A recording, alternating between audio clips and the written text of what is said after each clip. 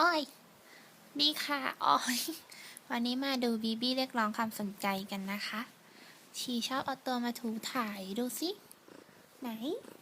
พอจะอัดวิดีโอทุกทีถ่ายรูปทุกทีชอบมาแย่งซีนนะได้ยินเสียงบีบี้ร้องเปล่าไหนบีบี้ร้องจากไหนกระเพาะสินี่ไงบีบี้ร้องบีบี้บอกหนูหิวข้าวแล้วไม่มีอะไรบีบี้ขี้อ้อนเดี๋ยวดูนะพอทำมืออย่างนี้ปุ๊บบีบี้จะเอามือมาสอดหัวอุ้ย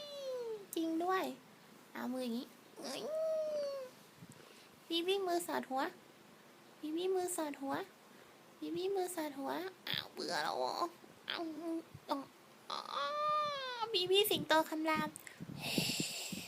บีบี้สิงโตคำราม